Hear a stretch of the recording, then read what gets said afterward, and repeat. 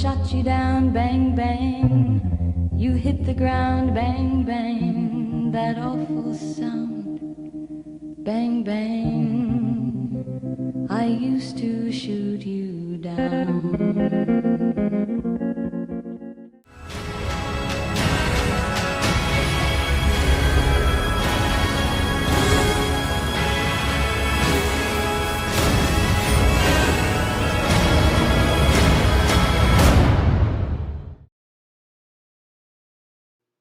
In Stephen Tiao's book, Chinese Martial Arts Cinema, The Wuxia Tradition, Tiao points out that martial feminism and the female knight-errant have become a standard within the wuxia genre. Tiao explains that while the nature of the genre is best expressed through the chivalrous behavior of the male or female knight-errant, chivalry can involve the use of revenge and the just or unjust use of violence. He explains on page 7 that the reader's expectation of the knight-errant is valor, deadly fighting skills, sense of justice, and the like. The female protagonist in Wong Kar-wai's The Grandmaster, Ronnie Yu's The Bride with White Hair, and Quentin Tarantino's Kill Bill Volume 1 all possess these qualities. The bride from Kill Bill Volume 1, beautifully played by actress Uma Thurman, contains all the qualities of a female knight-errant. She has deadly fighting skills, and you can see this every time she's in combat with members of the Deadly Viper Assassination Squad.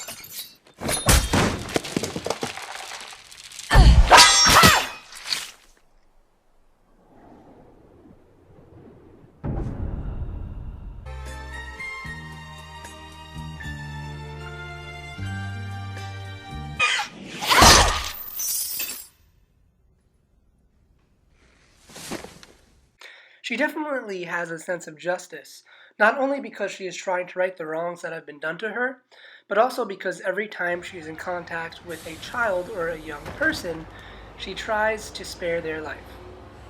Such as with Vernita's daughter,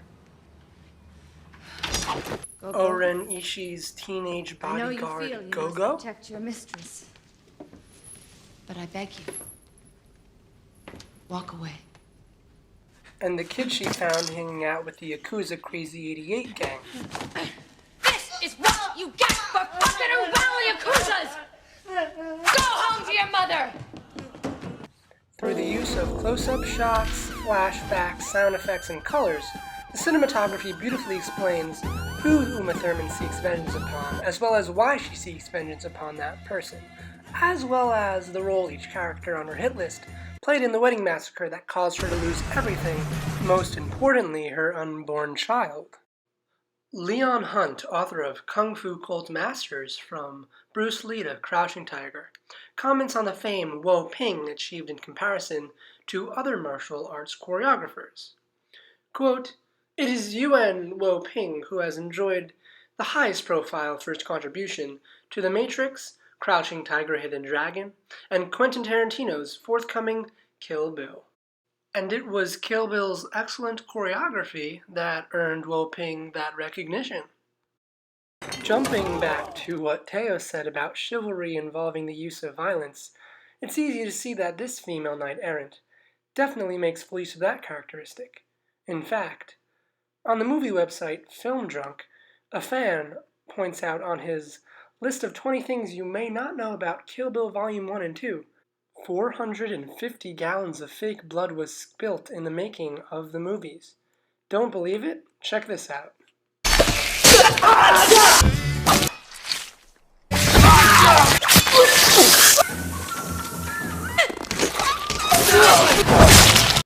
Do you believe it now?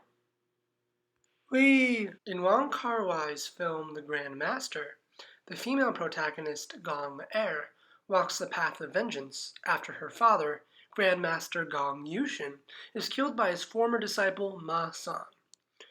The elders advise her that she and Ma San together, with their respective 64 hands and Jingyi Kungfu styles, are all that's left of Gong Yushin's legacy. If she were to kill Ma San, that legacy would die with him. Gong Er, who had learned the secrets and techniques of the martial arts, felt compelled to give up a more traditional lifestyle of marrying and becoming a doctor and raising a family in order to win back the pride and prestige of her family's long and well-deserved reputation. In a scene where Gong-er is inside a Buddhist temple, she uses her faith as a way of contacting her father, asking him for his approval of vengeance, saying, "Show me a flame before Buddha."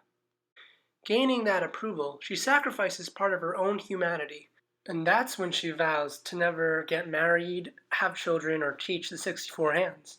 Revenge turned to redemption when, in a tense and final fight scene with Ma San at the railroad station, she defeats Ma San, who lays on the ground stating that he has given back her family honor.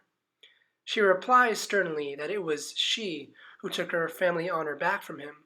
He did not hand it to her. She earned it. That shot of Ma San looking up at Gong-er represents his inferiority, and the shot of Gong-er looking down at Ma San was filmed from a low angle, representing her superiority over him. I've referred back to that train station scene a couple times now, but that's because it's very significant. Here's a short clip from the scene just so you can get an idea of what I'm talking about.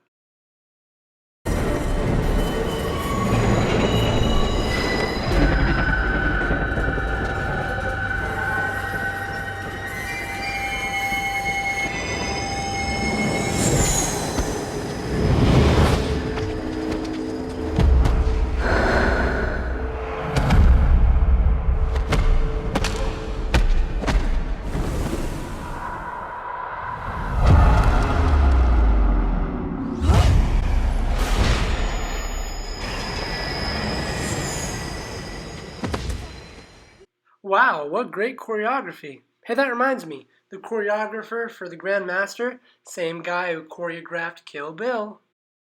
Gong-er expresses the qualities of a female knight-errant.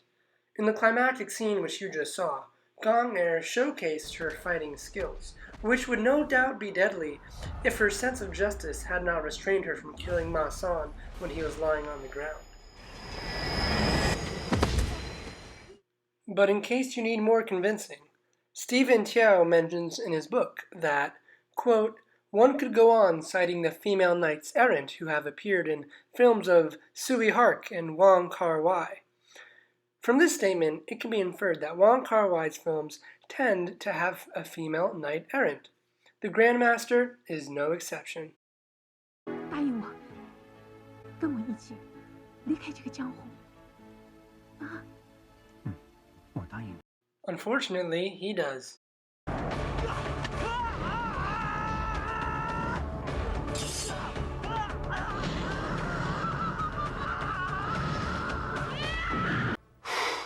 Boy, that escalated quickly.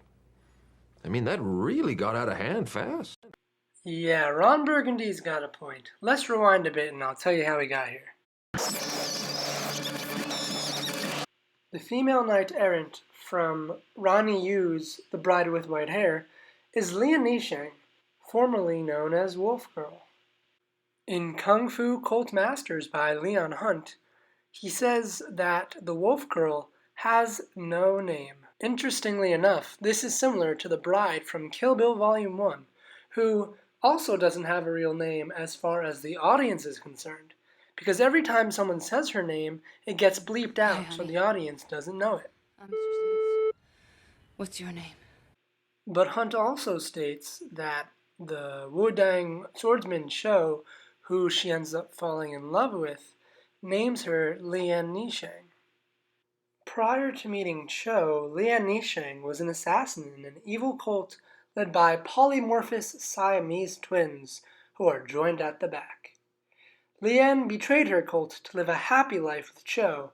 Her sense of justice was originally leaving the cult without using any of her powers.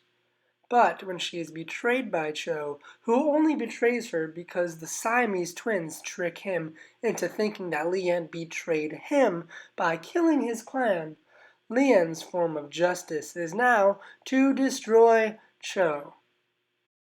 But once the Siamese twins reveal themselves, Cho and Lian Nisheng team up together to kill them.